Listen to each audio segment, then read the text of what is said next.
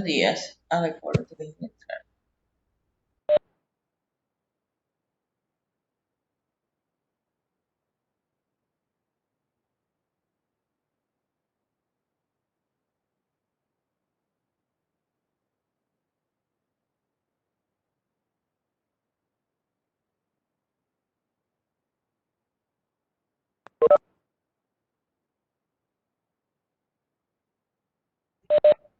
Está desbloqueado para que puedan ingresar, pero 10 minutos nomás.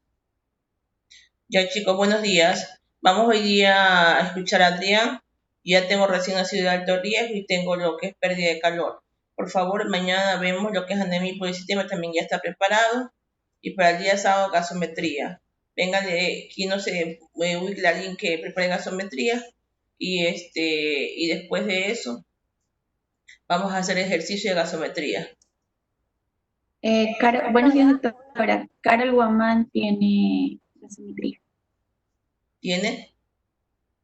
Ella va a indicar, ella nos va a exponer gasometría el sábado. Ya, muy bien. Carol Doctora, Guamán, sí. una pregunta. Lo que pasa es que yo tengo un tema también y usted no lo nombró ese tema, que es prematuridad y postérmino. Sí, prematuridad y postérmino, ese que también hay que darlo.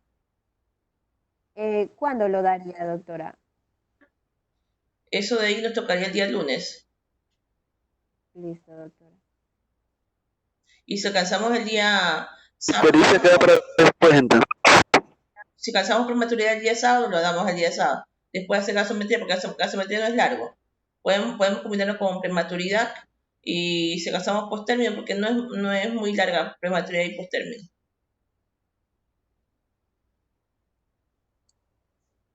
Bueno, por favor, ¿quién iba a compartir la clase? Adrián. Creo que Adrián era el que le tocaba hoy a compartir pantalla. No, no tengo el audio silenciado. ¿Que no se escucha? Sí se escucha, doctor. Sí se escucha, doctora. Sí se escucha, doctora. Ya. A ver, Adrián, comience, por favor.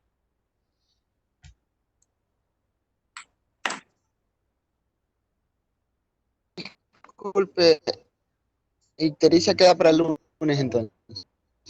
Ictericia para el día lunes, sí. Bien explicado, porque yo tengo 2 artículos de ictericia.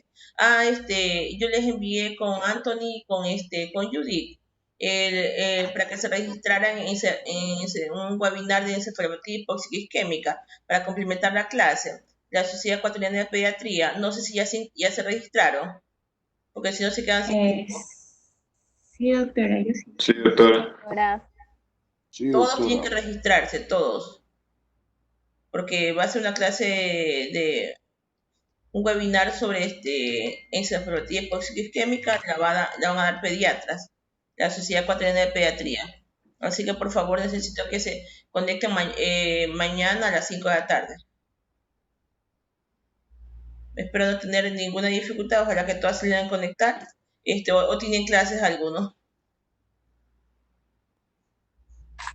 Doctora. Yo tengo clase, 5 doctora. Déjela grabando entonces la clase. Sí, doctora, tenemos clase también, de 5 a 7.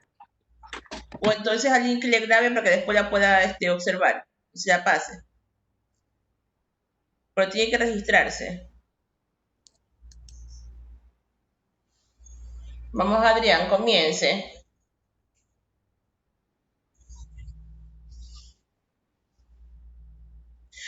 Judith, necesita alguien que le ayude en la presidencia, por favor, necesitamos 2 presidentes. Tengo a Mariuxi y Cortés. Tiene que ser un varón, necesito un varón. A Franklin Quesada.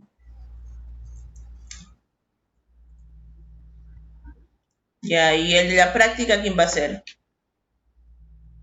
No sé quién quiere ser. Ponga a Anthony en la práctica, para que Anthony me organice los grupos. Que Ya, trabaja de listo, cerca bien, conmigo. Ya, está muy bien. Ya. Comencemos, por favor.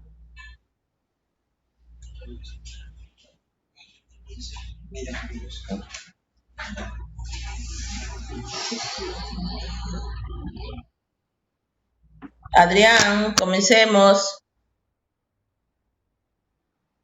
Doctora, si él no inicia, ¿puedo iniciar yo? Porque no sé por qué no inicié. Ya, está bien, no hay problema. Recién nacido de alto riesgo. Ya.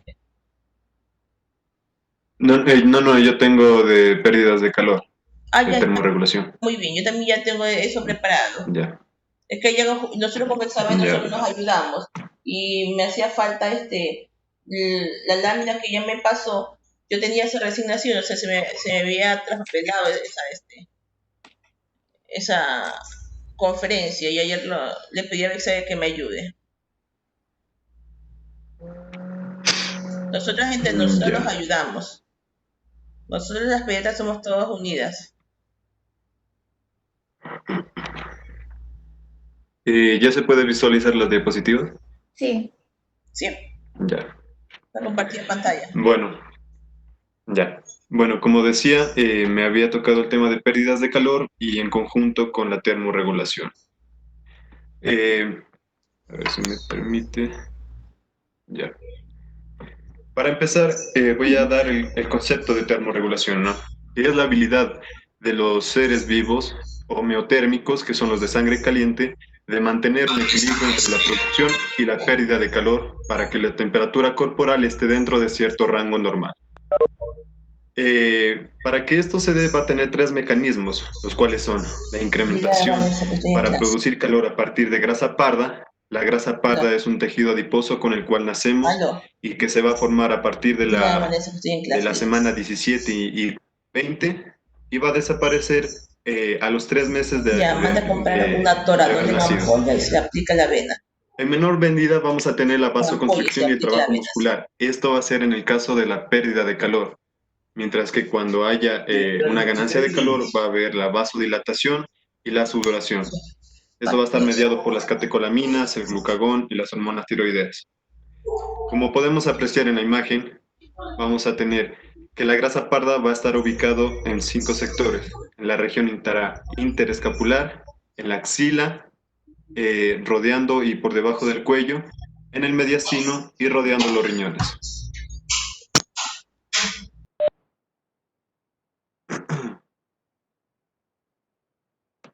La termogénesis. La termogénesis no es más que la producción de calor en el recién nacido y esto va a estar dividido en dos tipos, en la no termorreguladora y en la termorreguladora. La no termorreguladora consiste en el metabolismo basal, es decir, en la alimentación, la actividad y la acción térmica de estos alimentos ingeridos. Mientras que la termorreguladora va a ser la termogénesis química, es decir, la metabolización de la grasa parda, así como su mecanismo y el estrés térmico.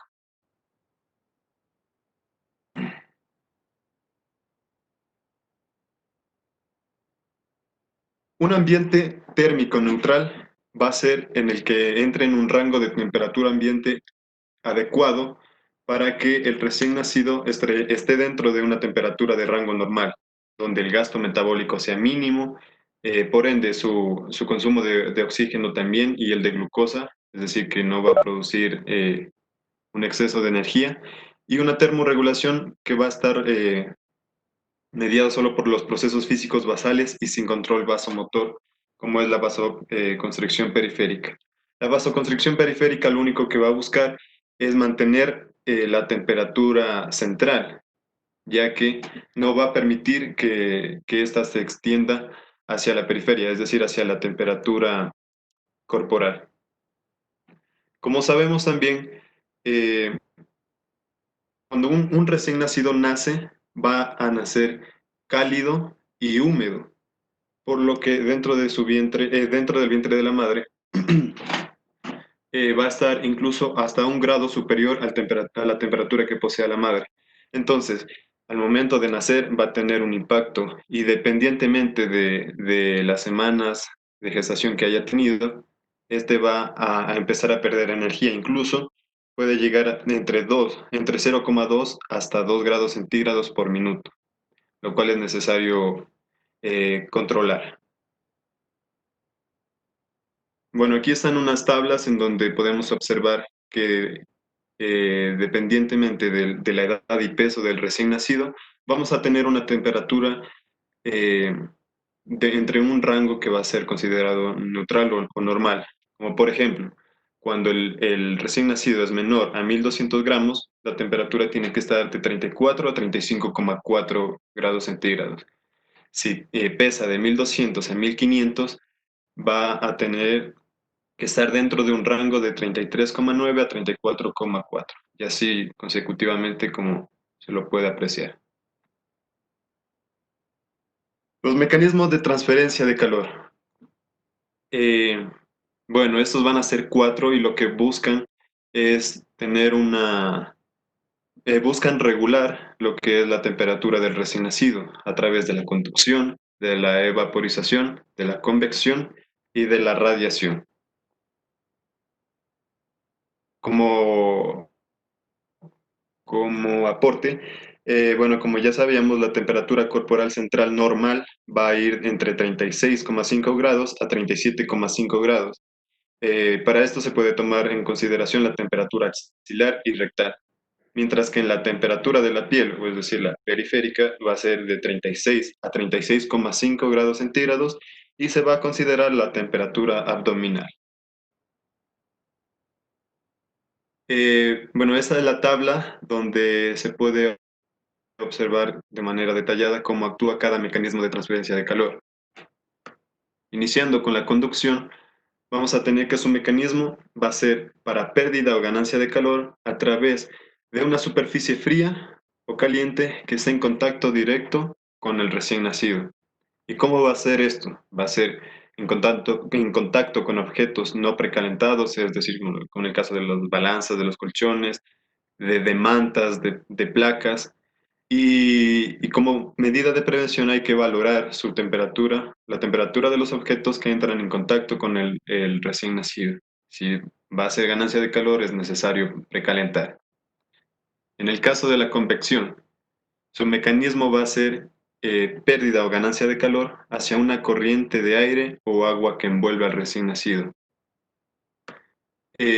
Su proceso va a ser la circulación de aire frío hacia un área expuesta.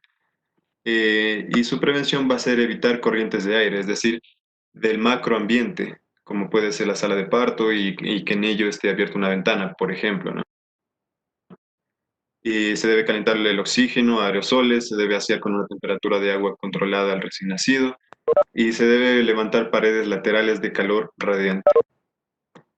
La evaporización es la pérdida de calor corporal asociado a la exposición de la piel y o tracto respiratorio a una concentración de humedad menor a la necesaria. Esto puede darse, por ejemplo, cuando el bebé lo tendemos sobre una manta, puede ser una manta eléctrica, y que ésta posea una cantidad controlada de agua que va a producir el vapor que entra en contacto con el recién nacido.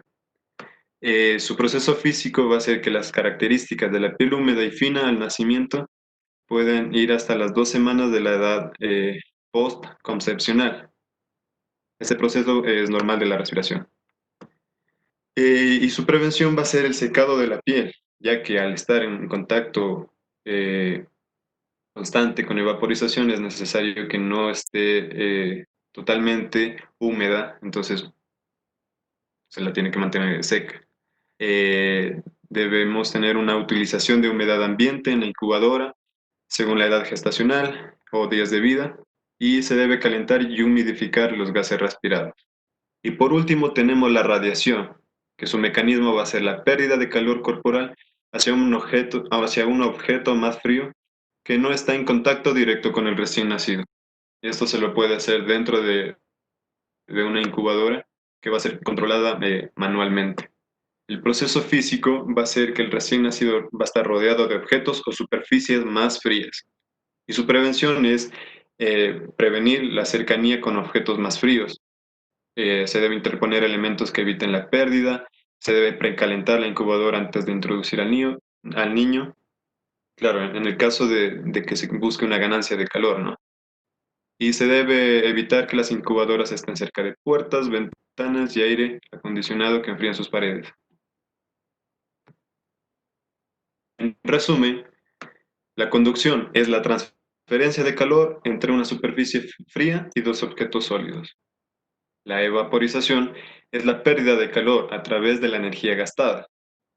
La convección es la transferencia de calor entre una superficie sólida y un objeto. Y la radiación es la transferencia de calor entre dos superficies sólidas.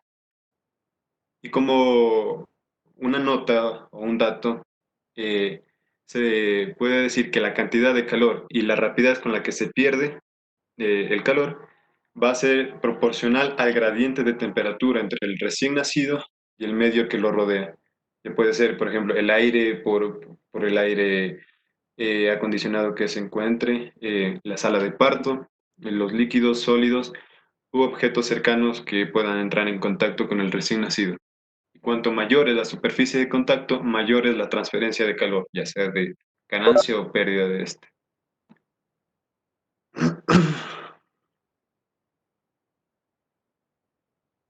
La hipotermia.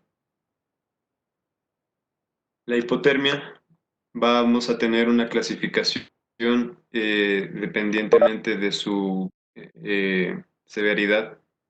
Vamos a tener la hipotermia leve, la moderada y la grave. La leve, tendremos los dos rangos que existen, ¿no? La corporal y la temperatura de la piel.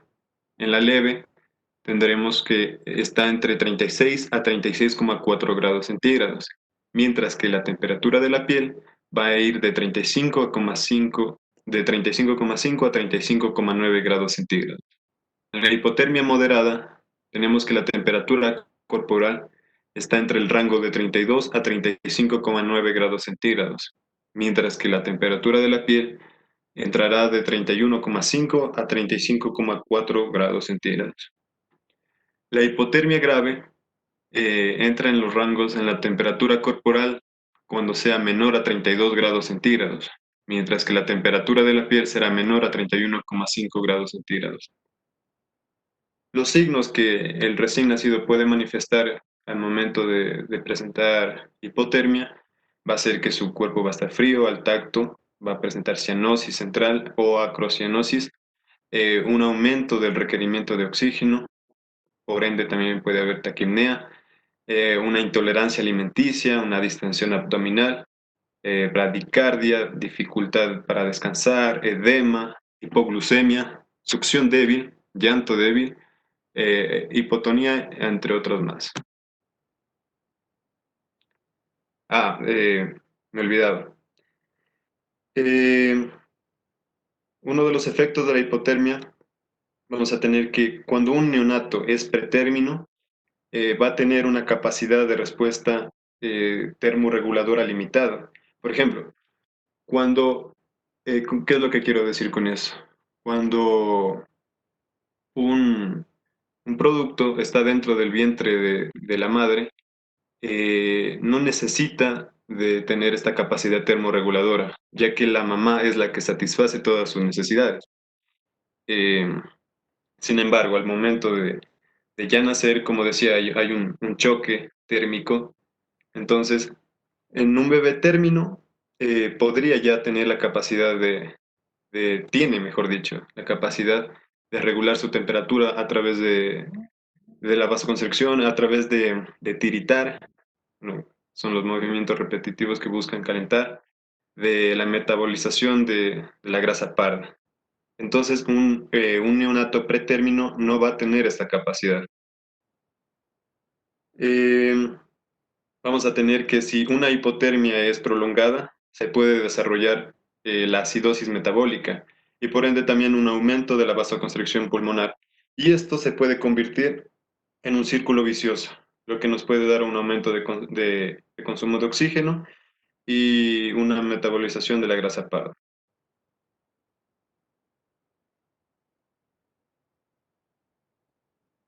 Y para finalizar, la hipertermia. La hipertermia tenemos que va a ser menos, va a afectar en menos porcentaje a los recién nacidos, pero puede tener efectos muy graves en él, ¿no? Como puede ser el daño neurológico, puede haber el riesgo de convulsiones. Esta puede ser la mayor causa. La hipertermia es la ambiental y la deshidratación. Los signos con los que se manifiesta va a ser la taquipnea, la apnea, taquicardia, hipotensión, rubor, extremidades calientes, eh, irritabilidad, alimentación irregular, letargia, hipotonía, una postura en extensión.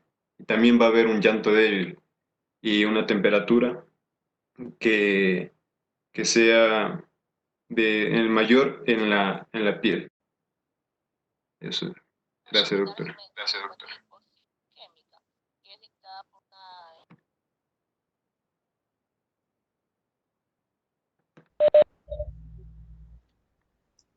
Bueno, hemos visto nosotros en este momento lo que es la temperatura, las pérdidas corporales de temperatura. Déjenme compartir pantalla. ¿A dónde es que tengo eso? Acá.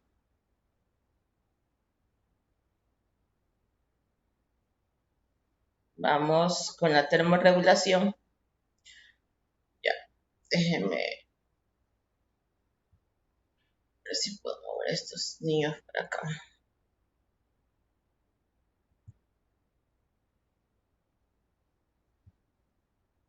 Ya, la termorregulación. En el hipotálamo, la información que describe el estado térmico corporal se procesa y se compara con el punto de set del sistema de control térmico. Por alteraciones del metabolismo, actividad y tono motor, actividad vasomotora y sudoración.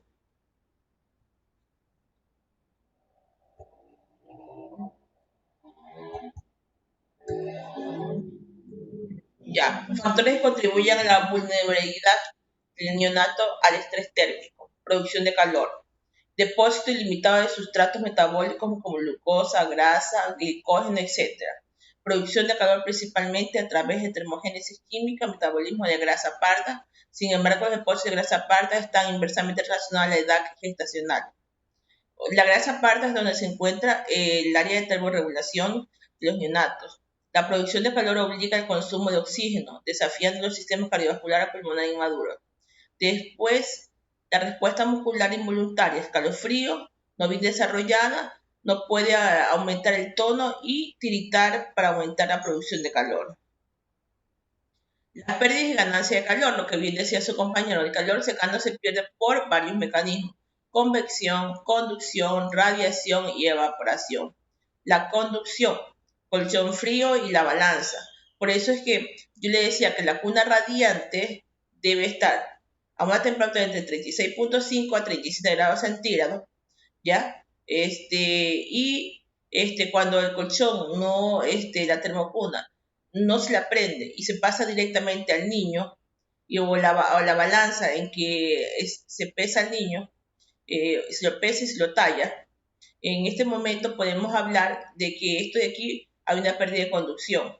Cuando hay aire acondicionado y la sala está fría, yo les decía que la sala de parto y el área de quirófano no pueden estar frías, tienen que estar a una temperatura normal. Entonces, ¿qué es lo que siempre hay que decir? Apagar media hora o simplemente no entrar con aire acondicionado, aunque la mayoría de los lugares tienen aire central, pero estas áreas, especialmente sala de parto y lo que es quirófano, en lo que es el área de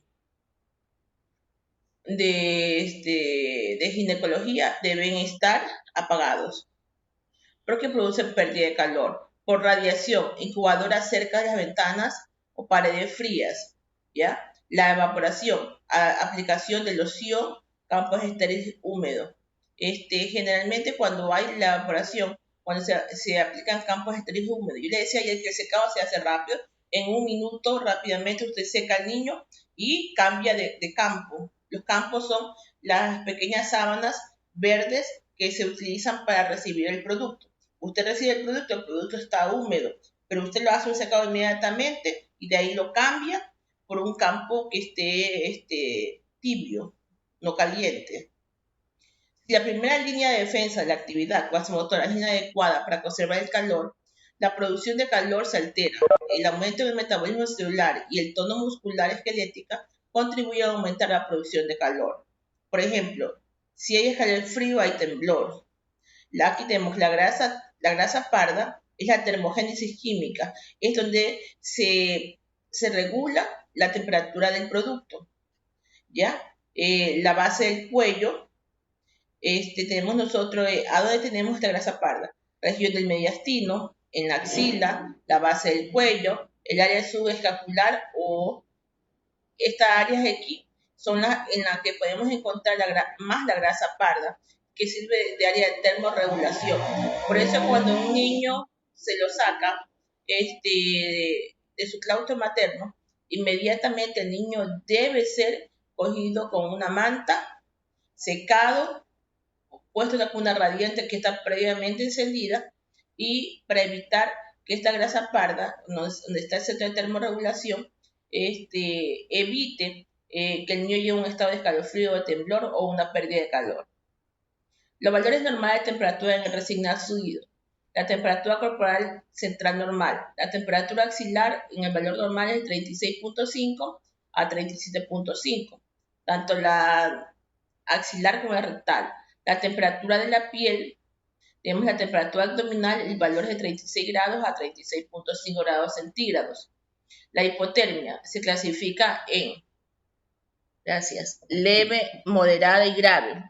La temperatura corporal. La temperatura corporal está, cuando es la hipotermia es leve, entre 36 grados centígrados a 36.4 grados centígrados. O sea que ha bajado, de acuerdo a los rangos normales explicados arriba, de 36.5 a 37.5. La temperatura de la piel ha bajado a 35.5 hasta 35.9 grados centígrados, mientras la temperatura de la piel es de 36 grados a 36 grados centígrados. La moderada. Tenemos que la temperatura corporal está en 32 grados centígrados a 35.9 grados centígrados. La de la piel está entre 31 grados centígrados a 35.4 grados centígrados. La grave, la temperatura corporal está en menor a 32 grados centígrados, la temperatura de la piel está menor a 31 grados centígrados.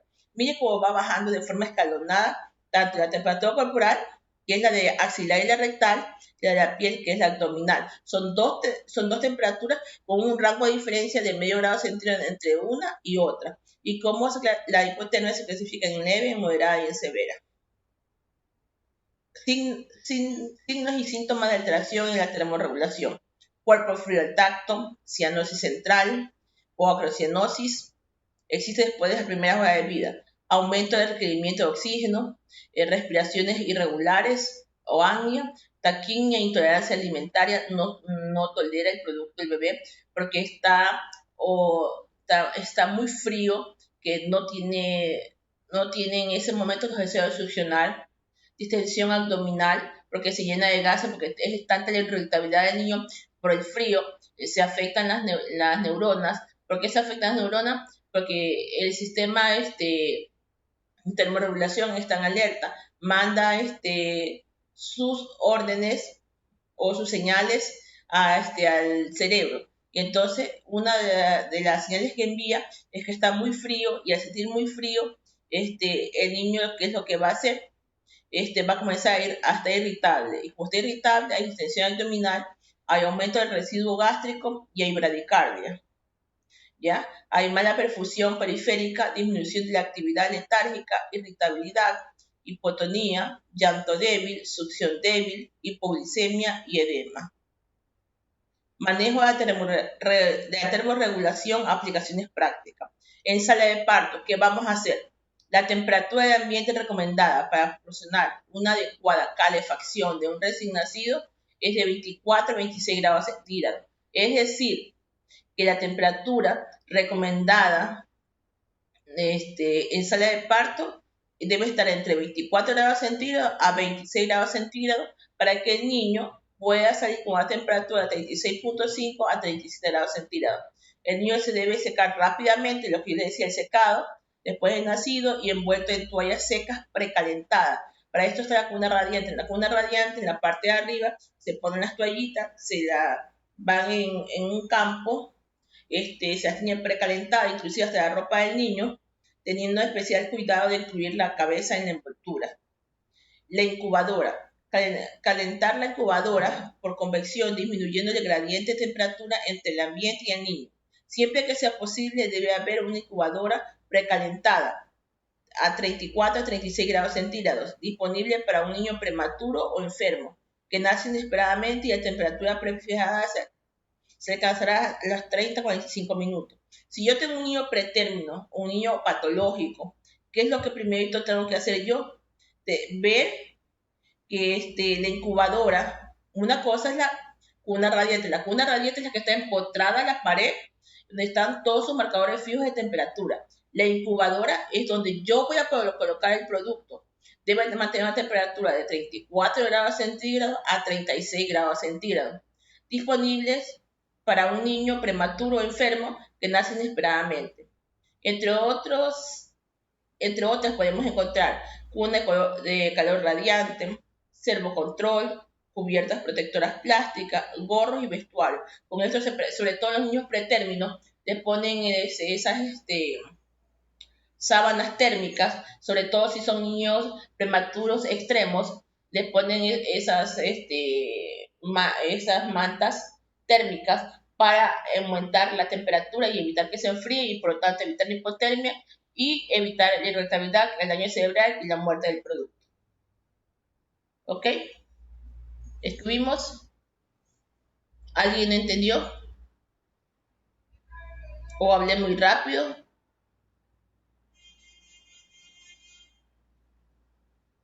¿O hablé muy rápido? ¿Alguien no entendió, chicos?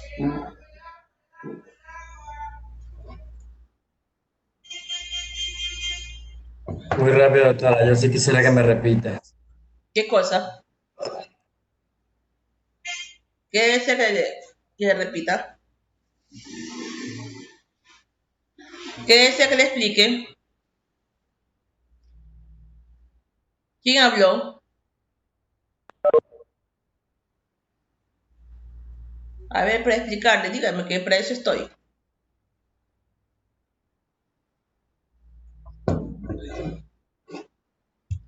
A ver, ¿qué no entendieron? Aquí es la oportunidad de hablar. Doctora, yo en realidad tengo una duda. Dígame, mija. ¿A las cuántas horas el niño ya se lo puede bañar, o sea, tener contacto con el agua? ¿Y a qué temperatura también debería estar esto? La temperatura del agua debe estar entre 36 grados a 36.5. Debe estar un agua tibia, pero no caliente, porque también si el agua está caliente, hay pérdidas de calor, ¿ya? Debe estar tibia. Entonces, normalmente los niños se bañan a las 24 horas, de entre 12 a 24 horas. Gracias, doctora. Salvo que el niño, inclusive si nace con mucho material sebáceo, se lo coge, se lo limpia y no se lo lava inmediatamente, porque si usted lo baña inmediatamente, el niño se enfría y hace hipotermia. ¿Preguntas, por favor?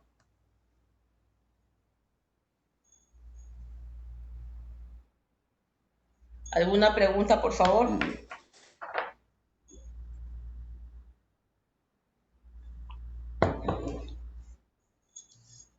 ¿Alguna pregunta? ¿Alguna duda? Para eso estoy, chicos. Doctora, muy buenos días. Buenos días. ¿Cuál sería la complicación de la hipotermia y cómo se trataría? La hipotermia. La La hipotermia, complicación. la hipotermia ¿Cómo es sería la fácil. complicación? Ah, decía que cuál sería la complicación de la hipotermia y cómo se trataría. La hipotermia básicamente es la irritabilidad. Se pueden poner ahí decíamos nosotros cuando hablamos de hipotermia, acá, déjenme compartir pantalla de nuevo. Acá. Espérense un momentito. Hipotermia.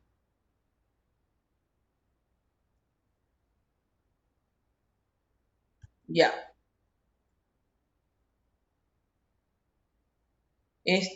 Si yo tengo un niño con hipotermia, dependiendo si ha sido por conducción, por convección, por radiación, de hipotermia. El niño está frío, está hipotérmico. ¿Qué es lo que recomendamos nosotros? Lo que yo les decía, no sé si me pusieron atención, son las mantas térmicas, sobre todo si son pretérmicas, mantas térmicas para abrigar más calor. Si vemos que la temperatura desciende, aquí tenemos nosotros, por ejemplo, aquí está la leve. La temperatura de 36 a 36.4 es solamente abrigar el producto. Si es moderada la hipotermia, poner las mantas térmicas igual que en la grave. Y si vemos que hay pérdida de peso, pérdida de líquido, se le pone una dextrosa al 10%, comenzamos con 70 si es pretérmino, a 60 si es a término o postérmino, para regular un poco la pérdida de calor, ya que la glucosa le va a aportar energía. Podemos ver aquí que el niño está con escalofrío y temblor. Entonces nosotros aquí, la madre ¿qué es lo que lo tiene? Abrigado, bien cubierto, y controlando la temperatura. ¿Algo más? ¿O no le convenció la respuesta? Disculpe, tengo la última duda. Dígame. Lo que le voy a comentar es algo que yo he visto que pasa comúnmente acá donde yo vivo, en Playa del Faro. A los niños por lo general les calientan el ombligo. ¿Eso es bueno o malo? ¿Perdón, los tiene? A los niños, cuando todavía no se les cae la cosita del ombligo, Sí. normalmente los calientan. No, no se debería hacer. No se debería calentar porque le podría provocar un sobrecalentamiento, y al provocar un sobrecalentamiento en el niño hay una pérdida de lo que es por medio de, en este caso vamos a ver el mecanismo. Ya, por ejemplo, cuando por ejemplo nosotros aplicamos mucho calor en el niño, puede haber no ganancia, sino pérdida de calor. Al haber pérdida de calor, nosotros que vamos a activar el área, la grasa parda de los niños, y que vamos a producir sintomatología, que vamos a producir cuerpo frío al tacto, cianosis, aumento de requerimiento, o si no, provocamos lo contrario, provocamos en el niño irritabilidad porque se molesta, letargia, disminución de lo que es la actividad, mala perfusión periférica, distensión abdominal, intolerancia a la alimentación. Entonces, supuestamente nuestras abuelitas cambiaban lo que era en épocas antiguas. Nuestras abuelitas dejaban a los niños, los calentaban, supuestamente porque eso los mejora, los mantiene más abrigados. Pero si usted, inclusive hasta la semana de vida, usted lo puede mantener abrigado al niño. Después de la semana de vida, porque eso es la temperatura que aguarda el claustro materno, lo adapta de acuerdo a la temperatura del medio ambiente. Entonces, a veces es preferible no calentarlos, porque aparte de que usted está, no sé con qué sustancias los están calentando, les está provocando de pronto una alergia de tipo respiratoria, o lo está predisponiendo a factores alérgicos, porque la sustancia, ese saumerio que le ponen, esas sustancias que le ponen ahí para calentarlos, ya, eso va a provocar en el niño más daño que beneficio. ¿Qué pasó? Doctora, hay un caso, por ejemplo, de las comunidades donde se encuentran, por ejemplo, las parteras. Si hay, por ejemplo, un recién nacido por pérdida por evaporación, o sea, que están humedecidos con el líquido amniótico y no tenemos el medio para calentarlos, ¿cuál sería, por ejemplo, en el caso usted sabe que las comunidades se luchan con las parteras, entonces, ¿cuál sería el medio para no causar una irritación o no provocar una pérdida de la temperatura del recién nacido? ¿Qué podríamos utilizar en ese caso? Solo abrigarlos, mantenerlos en la cuna radiante controlar la temperatura del niño y si no hay cuna radiante, aunque sea abrigarlos totalmente, ver que al principio inicialmente hay cianosis periférica. A medida que van regulando su temperatura, los niños ya conservan su temperatura normal y se vuelven sonrosados. Entonces, nomás es abrigarlo la primera semana de vida y de ahí de acuerdo al ambiente. Doctora, le tengo una pregunta. Dígame. Mire, yo tengo un hijo y cuando él nació, y como yo, madre primeriza, sin experiencia y ninguna guía de alguna mamá, suegra o hermana que hayan tenido hijos, pues y me indiquen lo que tenía que hacer, yo lo abrigué mucho a mi hijo. O sea que él cuando estaba muy abrigado transpiraba tanto y la pregunta es que a él se le hizo una hiperhidrosis hasta los 6 años. O sea, se relaciona con esto de haberlo abrigado mucho durante el nacimiento y los primeros meses de vida. Claro, lo que pasa es que, a ver, primeramente tenemos que saber que los niños se abrigan hasta la primera semana de vida, lo que yo les digo. Después de eso, de acuerdo a la temperatura ambiente, si hace mucho calor, mantenerlo nomás con ropa fresca, y de ahí, si hace frío, abrigarlos, ¿ya? Pero básicamente es eso. La hiperhidrosis no es por eso. La hiperhidrosis es básicamente porque ha tenido su sistema, ya ha tenido alguna alteración. No es porque usted lo haya abrigado los primeros años de vida, no. Lo que más bien lo hizo al niño con esa sobrecalentamiento, o con esa hidratación, con esa calentamiento excesivo, lo que le provocó fue pérdida de peso. Pérdida de peso porque el niño comenzaba a sudar de forma profusa, el niño comenzaba a irritarse, estaba molestoso, el niño de pronto le pudo haber salido algún eritema, ¿ya? Y ocasionado por lo que es, o algún pequeño exantema ocasionado por lo que es el uso de mantas de forma innecesaria, ¿ya? Porque las mantas son necesarias hasta la primera semana de vida y de acuerdo después del clima. La hiperhidrosis no, es una patología aparte, no tiene nada que ver con eso. Doctora, ¿y cuáles serían los efectos que ocasionaría, sobrecalentar al Lo que yo le estaba diciendo, pérdida de peso porque lo que pasa es que hay un aumento excesivo de pérdida de aguas y electrolitos y el niño comienza a perder peso. Comienza a perder peso de forma masiva, entonces el niño no gana peso como debería ganarlo de acuerdo a la edad del niño. Doctora, una pregunta. Y por esta deshidratación, por esta pérdida de electrolitos, el recién nacido también podría llegar a una deshidratación. ¿Perdón? Por esta pérdida de electrolitos, el recién nacido también podría llegar a una deshidratación. Sí, podría llegar a una deshidratación. Generalmente es leve, porque las madres como los amamantan, hay lactancia materna libre de demanda, no hay ningún problema.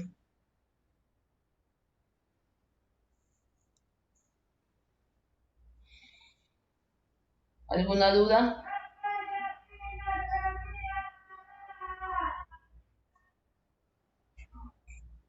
Doctora, una consulta. Y en este caso, en los recién nacidos, yo no sé si usted ha visto, por ejemplo, ciertas abuelitas o en casas, beben como demasiados para que se les corrija la postura o para darles calor.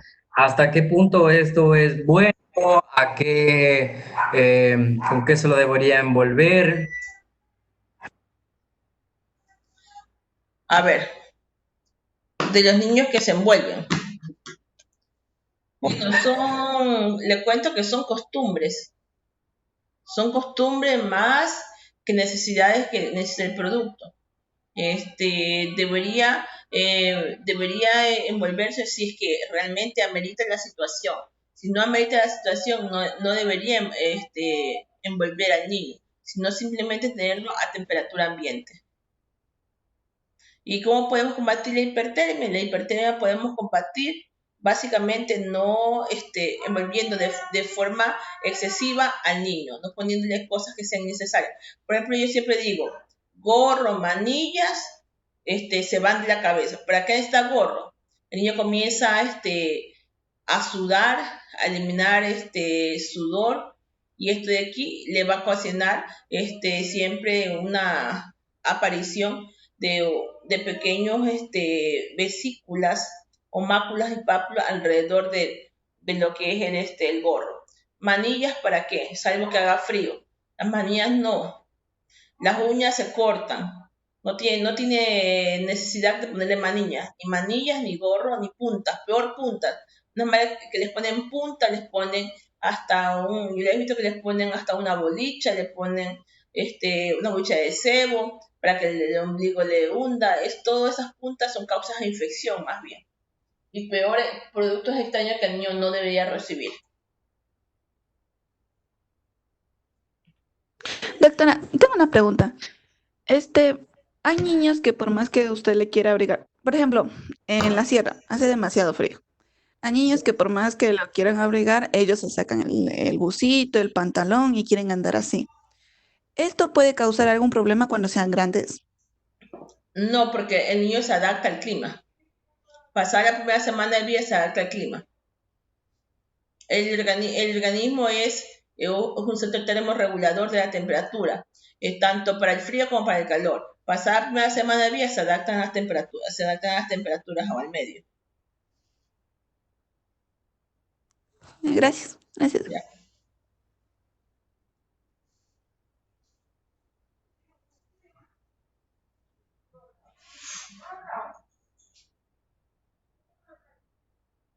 ¿Alguna pregunta más? ¿O seguimos con el siguiente expositor?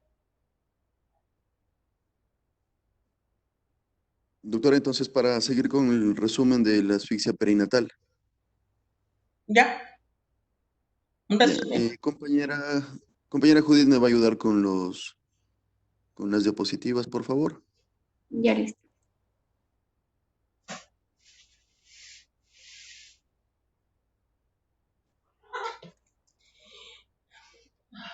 Bájame tu dato.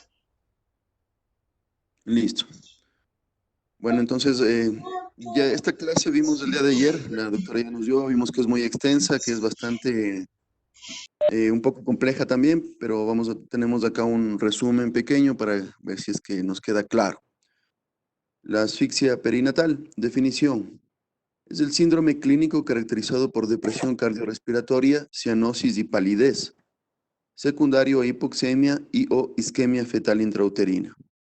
Fisiopatológicamente es la suspensión o grave disminución del intercambio gaseoso a nivel de la placenta o de los pulmones que resulta en una hipoxemia, con retención de CO2 e hipoxia tisular con acidosis metabólica, esto visto claro en la gasometría.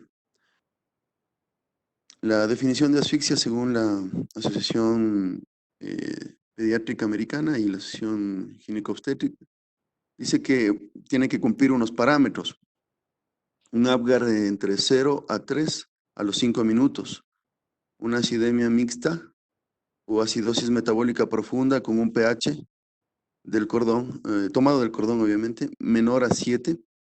Manifestaciones neurológicas compatibles con la encefalopatía, que van a presentarse con características con convulsiones, coma e hipotonía. Algún grado de afección sistémica, y esto, bueno, a nivel de la parte renal, hematológica, pulmonar y también vascular.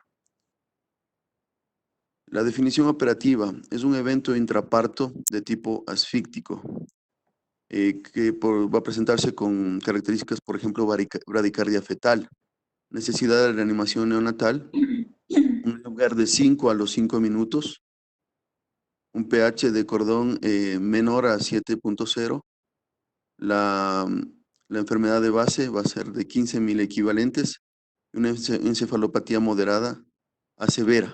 ¿Sí? También hay que observar la situación clínica en la que podemos ver las características del electroencefalograma, como ya nos comentaba ayer la doctora.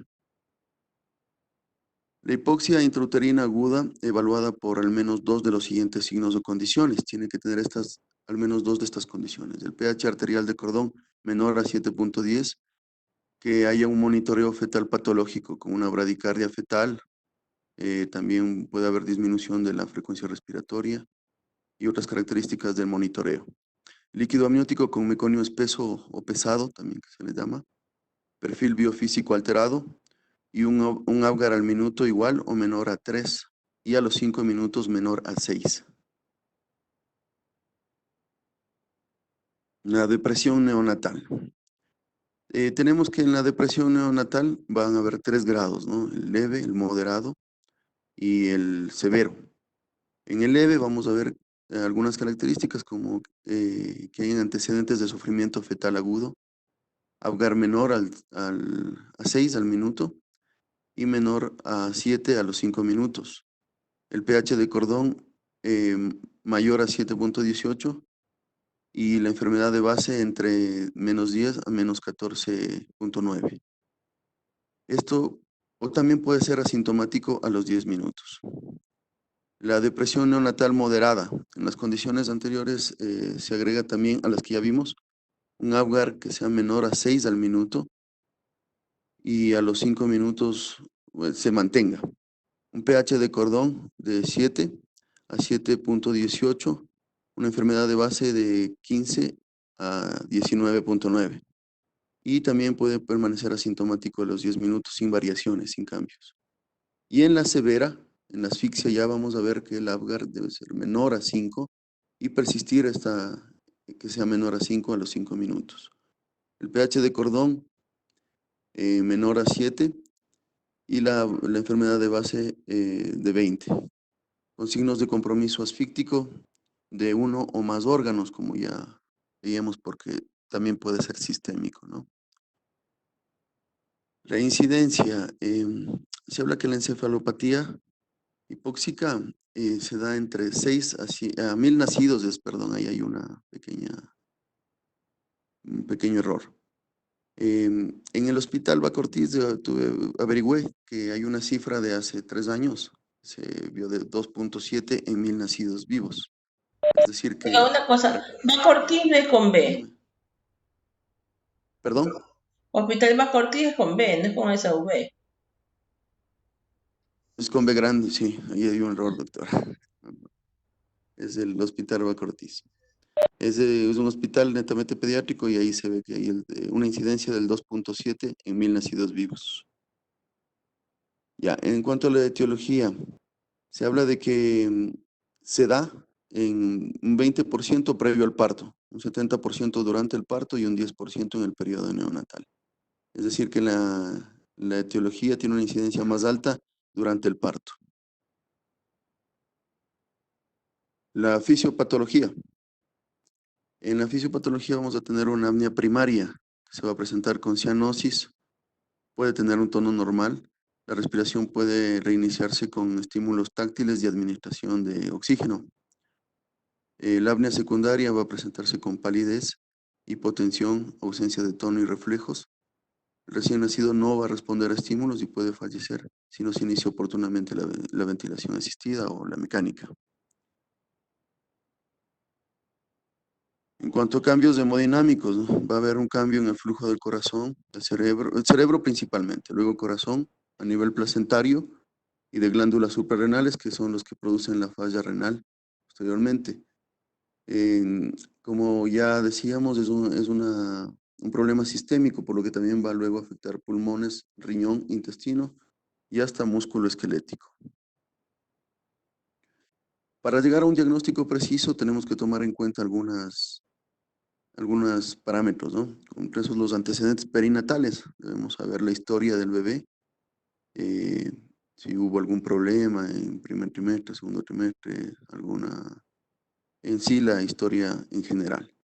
El monitoreo fetal, ¿sí? También tiene que haber la monitorización fetal. Pueden hacerse también previo a esto en los mismos chequeos que hace el ginecólogo y sobre todo en los últimos chequeos. Hay que tomar en cuenta mucho la frecuencia cardíaca fetal. Al momento de nacer el Apgar, los gases del cordón postnatal, como decíamos, tomar la muestra para poder hacer de ahí la gasometría. Y en la evolución también del neonato. como tratamiento, se hace la reanimación neonatal. Ante el neonato en reanimación nacido con Apgar 0 al primer minuto se considera la suspensión de maniobra. Si tenemos un niño completamente plácido, tenemos que dar, como decía la doctora ayer, el minuto de oro es importante, ¿no? Y de ahí, si es que hay una reacción del neonato, ya tomar en cuenta, si es que nació con un Apgar 0, llevarlo a la respiración mecánica o respiración asistida. La depresión neonatal también se va a dividir, ¿no? En leve, moderada y severa. En la depresión neonatal leve hay que observarlo de 2 a 3 horas con un control de la glicemia y el hematocrito. Y si no hay síntomas, bueno, iría a la casa con su madre. En esto también hay que tomar en cuenta que tenemos ya unos parámetros a seguir que nos ha puesto el Ministerio de Salud Pública. Ya, la depresión neonatal moderada requiere una hospitalización de 24 a 48 horas de descartar complicaciones post-asfixia en el régimen de 0 líquidos por 12 a 24 horas. En una depresión neonatal severa vamos a tener una hospitalización para manejo de complicaciones.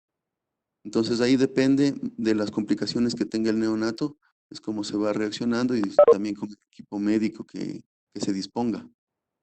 Es importante la gasometría, ¿no? Si la enfermedad de base va a ser menor a 19, se considera hospitalizar, independientemente si el recién nacido está asintomático, ¿sí?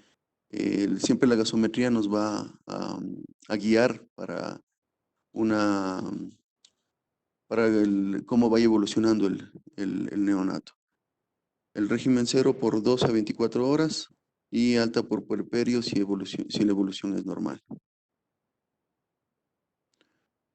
El manejo según las complicaciones, ¿no? Tenemos que las complicaciones que se van dando son las principales a nivel cerebral.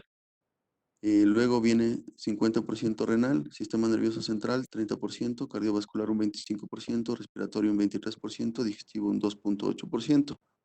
Hematológico, hepático y metabólico son menores al 1%. Ya, quería hablarles sobre la fisiopatología de la encefalopatía hipóxica isquémica. Vemos que primero se da la asfixia y esto va a provocar una fase de reperfusión.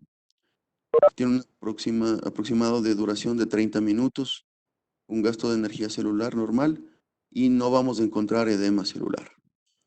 De esta se produce la siguiente, que es la fase latente, que dura aproximadamente de 6 a 5 horas, en donde va a haber un metabolismo oxidativo normal y ya va a haber variaciones en el electroencefalograma, en el flujo cerebral, y se inicia la apoptosis, que es la muerte tisular, la muerte celular.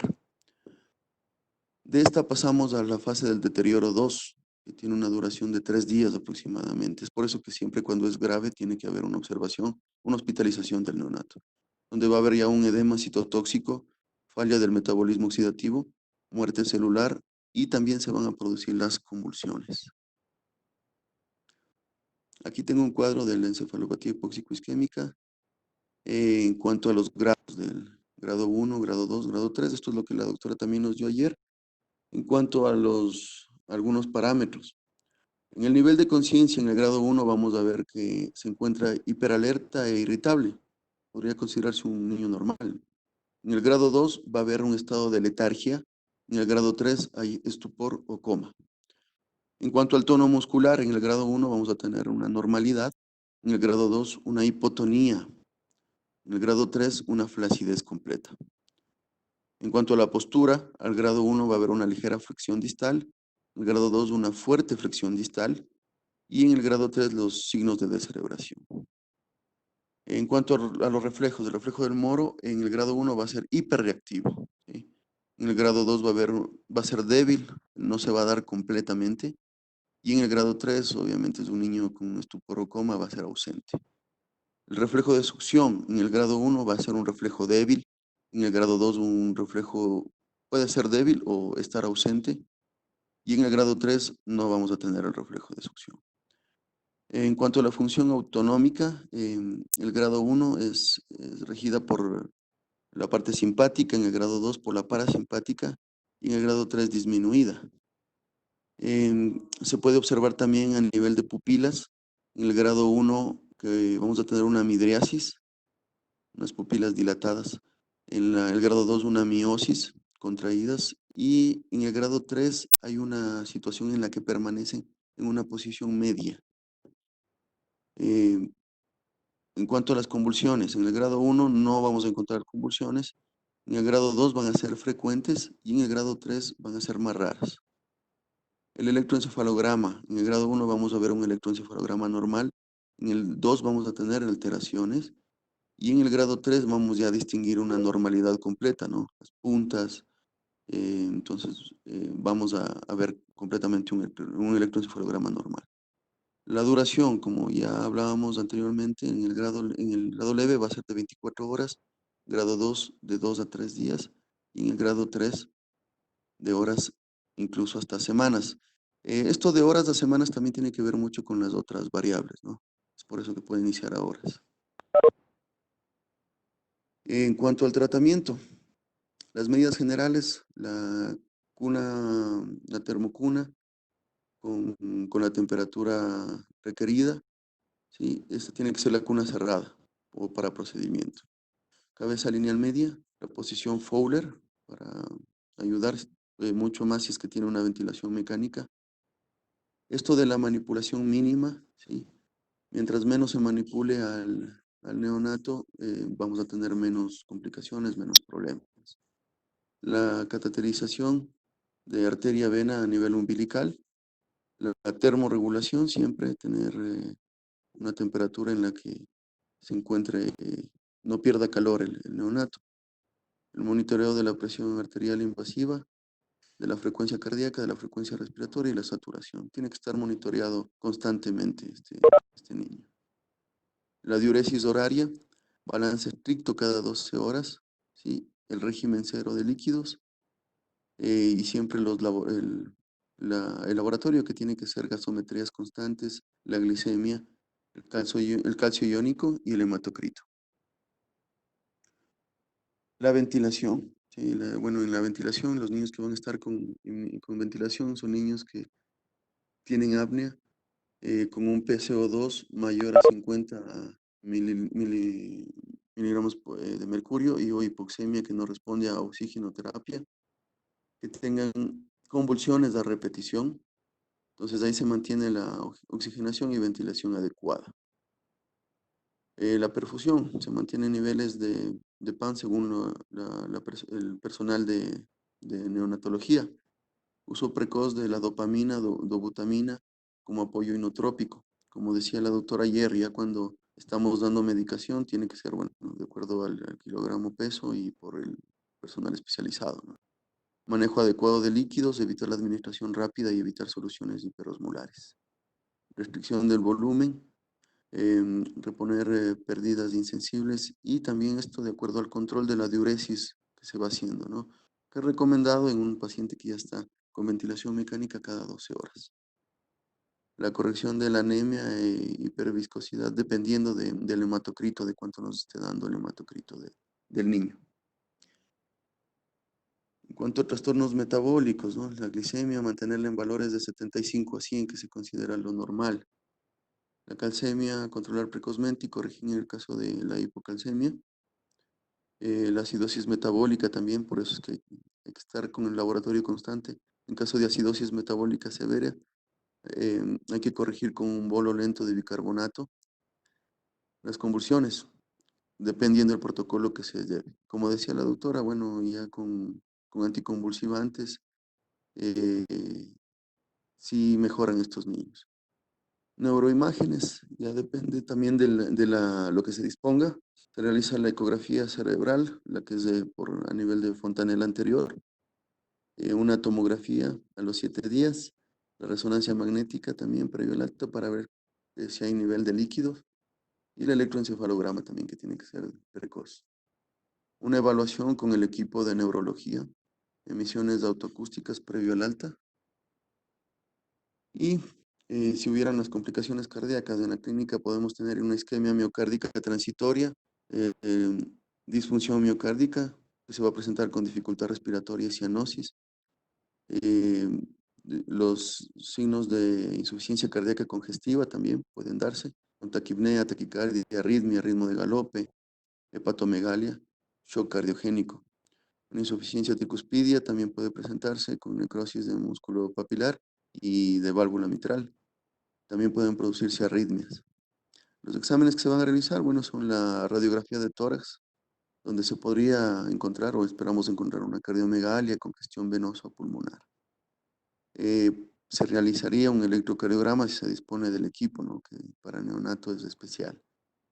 Ahí se puede encontrar una inversión de onda T y en B3 y B4. El ecocardiograma Doppler, también si es que se dispone del equipo, se va a encontrar una estructura cardíaca con alteraciones en contractilidad. Pueden haber problemas a nivel de válvulas, regurgitaciones, sobre todo en la tricuspidia. Y se realiza exámenes de troponina, donde vamos a ver que se encuentra menor de 0,1 nanogramos por mililitro.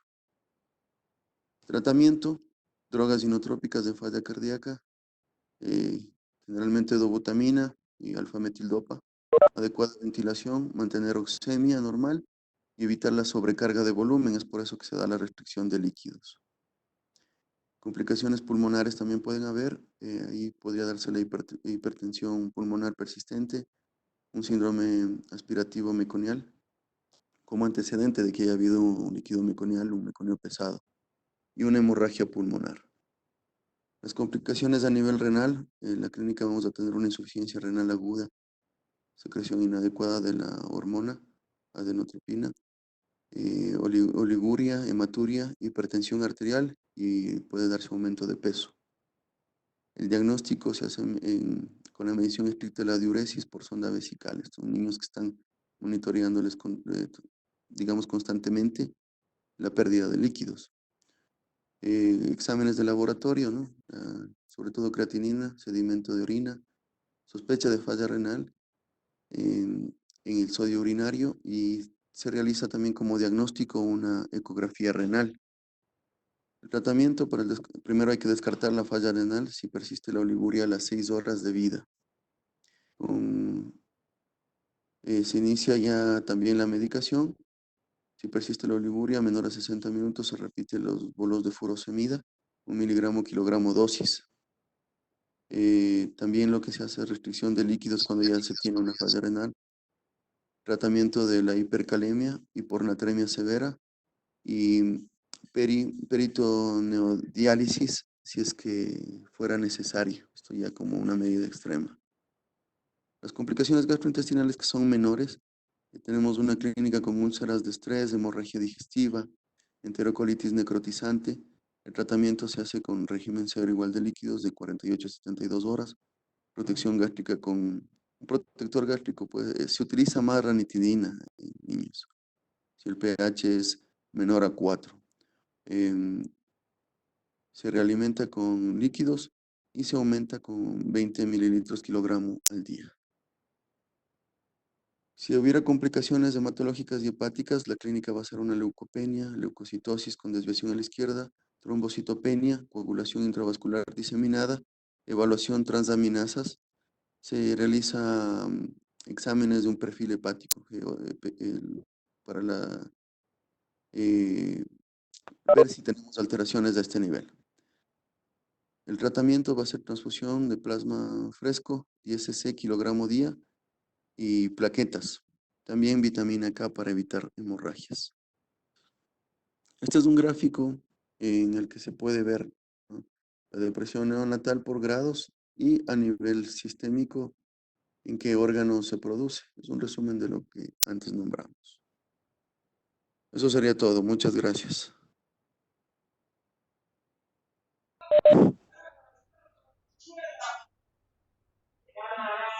Como hemos visto, en lo referente a la asfixia perinatal, esta puede ser leve, moderada, grave, igual que la cefalotiposis isquémica, produce daño a nivel renal, a nivel cardíaco, todo lo que es a nivel central, y gastrointestinal. Produce una falla multisistémica. Entonces hay que tener muchísimo cuidado con lo que es la encefalotiposis isquémica, y de acuerdo al grado de severidad va a ser el manejo del paciente y va a ser las secuelas que va a tener a futuro.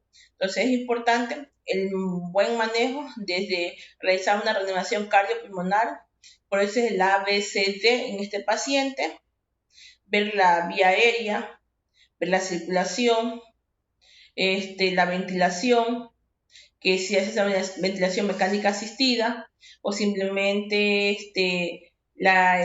lo que es la postura de oxígeno con la insuflación por bolsas autoinflables, que en este caso le va a ayudar al niño, y tenemos que ver en sí todo el complemento de las fallas que puede llevar. Una de las complicaciones son a nivel del sistema nervioso central. Lo que se va a producir es convulsiones, para cuál está el manejo de lo que ya les dije yo, del fenómeno vital, 20 por kilo en una sola dosis, diluida en unos 10 cc de solución salina. Se le pasa durante 20 minutos, debido a que es oleoso y es 5 veces más de presión del centro respiratorio. Una vez que llega al grado severo, que necesita intubación endotraqueal, se pone el tubo para la medición del tubo, y generalmente se toma como medida, se me olvidó decir que la medición del tubo es, generalmente el tubo es el dedo meñique del niño. Esa es la medición del tubo, eso es lo que se hace para la medición del tubo, o edad más 6, o edad más 6, o el dedo meñique del niño es lo que el número del tubo que el niño necesita.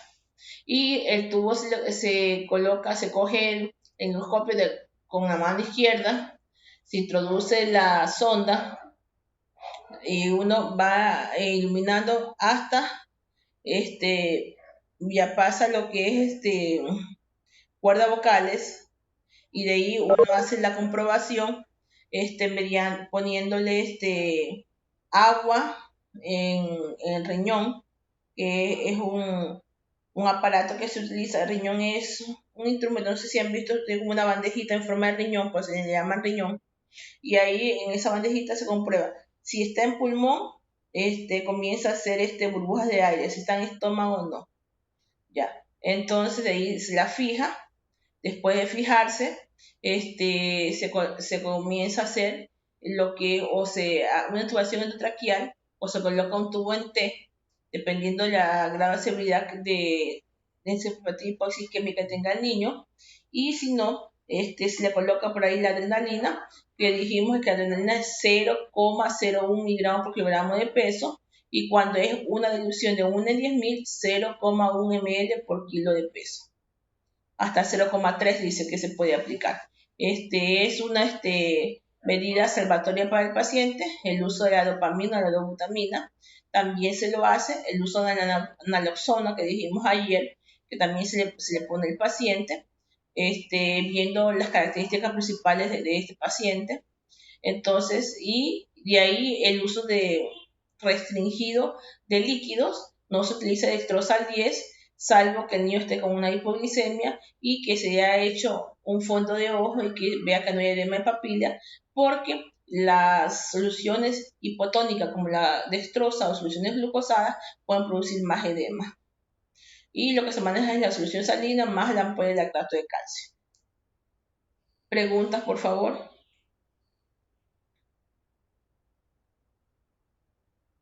¿Cómo estamos? ¿Cómo estamos? Chicos.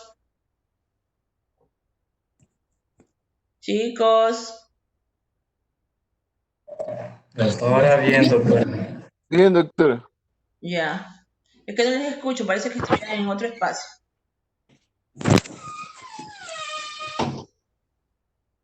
Sí, y aquí no hace frío, aquí hace un poco de calor, perdí el aire, pero ya me dio frío y apagué. Como estoy en mi consultorio, dije aquí que yo les invito a la clase, que nadie me interrumpe. Solo me tomé fue el agua, algo que me trajo mi esposo, porque generalmente yo a las 8:30 yo estoy desayunando, pero como ya comenzó clase más temprano, entonces me trajo algo porque ya comenzó a subir la temperatura. A ver, chicos, vamos viendo lo que es el recién nacido de alto riesgo. ¿Cómo estamos con el factor tiempo? Son las 9:21, doctora. Supuestamente la clase va a ser hasta las 9:30. Y entonces dejamos recién nacido de alto riesgo, que no es muy largo para mañana. Comenzamos con eso y de ahí sigue anemia y policitemia, ¿sí? Mañana nos quedamos Bueno, a las doctora. 11:15 por lo menos. Comenzamos, chicos, traten de ingresar temprano para estar todos 9 en punto. Comenzar 9:05, 9:07, mientras pase por cualquier novedad. Y de ahí nos instalamos en sesión y llegamos a las 11, vemos, porque anemia es un poco largo, policitemia también, ¿ya? Entonces ahí vemos cómo avanzamos. Y ahí nos falta Ya, recién nacido de alto riesgo. ¿Cuántas diapositivas tiene el compañero que va a exponer recién nacido de alto riesgo? 25, doctora. Es un resumen, es algo para que usted después lo refuerce. Sí, yo ya tengo también las diapositivas. Las mías son como 10 nomás. Son pocas. Bueno, entonces Ya, taquín transitorio y síndrome de aspiración meconial para el próximo martes. Taquín transitorio es corto, síndrome de aspiración meconial es más largo. Yo tengo video de síndrome de aspiración meconial. Está muy bueno. Ese día nadie puede perderse a clase. Bueno, chicos, nos vemos hasta el día de mañana. Gracias por estar aquí presentes. Ya, gracias, doctor. Gracias, doctora. Eso, Tenga un buen hasta día. mañana. Doctora, hasta mañana. Cuídense, bendiciones durante este día. No se olviden Sí, bien. mañana. Hasta mañana, doctora. Muchas gracias. Hasta mañana. Hasta mañana.